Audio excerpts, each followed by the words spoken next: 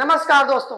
11 मार्च 2026 को ड्रीम 11 को लेकर जो सुनवाई होने वाली है सुप्रीम कोर्ट में, उसमें दो ऐसी चीजें हैं जिसकी वजह से फैंटेसी इंडिया में वापस आ सकता है। तो सबसे पहले हम उसी के बारे में बात करेंगे और इस वीडियो में आपको बताने वाला हूं दो ऐसे पॉइंट जिनकी वजह से फैंटेसी का जो केस है वो सुप्रीम कोर्ट में कमजोर भी पड़ सकता है। तो क्या है पूरी न्यूज जानने के लिए वीडियो को शुरू से लेकर अंत तक जरूर देखिएगा। वीडियो अच्छी लगे तो लाइक कीजिएगा और अगर इस विषय में आपकी कोई राय है तो आप कमेंट करके हमसे जरूर बताइएगा। तो आइए बिना टाइम को वेस्ट किए हुए हम लोग सीधा वीडियो की शुरुआत करते हैं। तो दोस्तों आपको जैसा कि मालूम होगा कि अब की बात जो फैंटेसी क्रिकेट की जो डेट दी गई है सुप्रीम कोर्ट में वो काफी लंबी डेट दे दी गई है। 11 मार्च एक लंबा समय हो गया है, लेकिन अब खैर एक हफ्ते से कम का समय बचा हुआ है फैंटेसी एप्लीकेशन की हियरिंग को लेकर के। लेकिन आपको मैं बता दूं कि सबसे जो बड़ा प्लस पॉइंट सुप्रीम कोर्ट में फैंटेसी क्रिकेट के लिए है वो ये कि एक बार जो सुप्रीम कोर्ट ने इसको स्किल बेस्ड गेम मान लिया है, वो सबसे बड़ा पॉइंट आज की डेट में फैंटेसी का जो फेवर करता है वो यही है। दूसरा कोई पॉइंट नहीं है जो फैंटेसी को सुप्रीम कोर्ट में ज्यादा मजबूती से खड़ा रहने में उसकी हेल्प कर सके।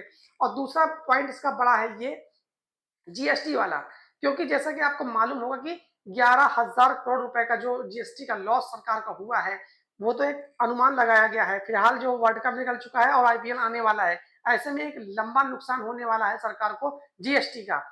तो ये दो ऐसे मुद्दे हो सकते हैं जिसकी वजह से फैंटेसी का जो फेवर है वो सुप्रीम कोर्ट में थोड़ा सा हार्ड हो जाता है।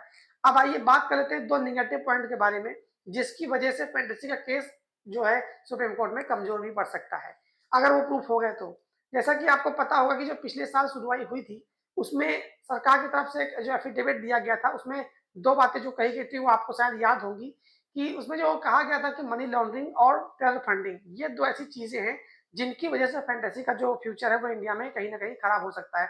क्योंकि अगर जो सरकार कह रही थी कि हम लिफाफा बंद लिफाफे में अपने सबूत पेश कर सकते हैं मनी लॉन्ड्रिंग के, अगर वो सरकार देने में कामयाब हो जाती है या फिर सरकार दे देती है तो मुझे ऐसा लगता है कि ड्रीम 11 का जो फ्यूचर है, ड्रीम 11 के समय चाहे माई 11 सर्कल हो, चाहे एमपीएल हो, चाहे जितने भी रियल मनी वाले गेमिंग हो, इनके लिए कहीं ना कहीं मुसीबत बड़ी हो जाएगी।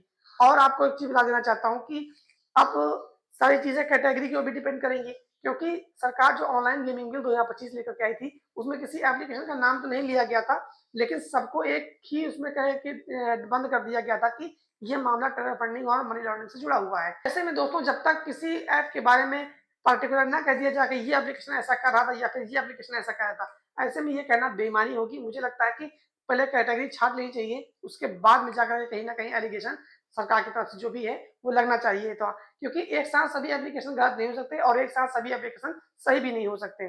तो इस विषय में आपकी क्या राय है आप कमेंट करके जरूर बताइएगा। वीडियो अच्छी लगी हो तो लाइक कर दीजिएगा।